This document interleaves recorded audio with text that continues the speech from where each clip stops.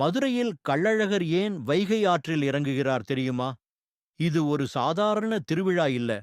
அதுக்கு பின்னால ஒரு அதிசயமான சாப விமோசன ரகசியம் இருக்கு. ஒவ்வொரு ஆண்டும் சித்திரை மாதம் சித்ரா பௌர்ணமி நாளில் அழகர் கோயிலிலிருந்து புறப்படும் கள்ளழகர் ஆயிரக்கணக்கான பக்தர்களின் மத்தியில் மதுரை வைகை ஆற்றில் இறங்குகிறார்.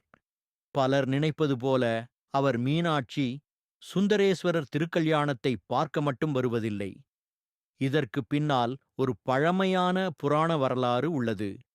அழகர் மலையில் உள்ள கங்கை நதியில் சுதபஸ் என்ற முனிவர் தண்ணீரில் மூழ்கி பெருமாளை தியானித்துக் கொண்டிருந்தார். அப்போது அங்கு வந்த துர்வாச முனிவரை அவர் கவனிக்கவில்லை. இதனால் கோபமடைந்த துர்வாசர், மரியாதை தெரியாத நீ மண்டூகமாக மாறுவாய் என்று சாபம் விட்டார். மண்டூகம் என்றால் தவளை. தன் தவறை உணர்ந்த சுதபஸ் முனிவர் கண்ணீர் மல்க மன்னிப்பு கேட்டார். பெருமாளை தியானித்ததால் உங்களை கவனிக்கவில்லை என்று தாழ்மையுடன் கூறினார். அதற்கு துர்வாச முனிவர், வைகை ஆற்றில் தவம் செய்.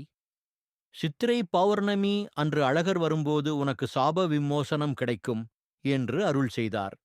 அதனால்தான் இன்று வரை கள்ளழகர் ஆற்றில் இறங்கும் இந்த வைபவம் பாவங்களை நீக்கும் தெய்வீக தருணமாக கருதப்படுகிறது. இந்த அரிய தகவல் உங்களுக்கு பிடிச்சிருந்தா லைக், ஷேர், சப்ஸ்கிரைப் பண்ண மறக்காதீங்க.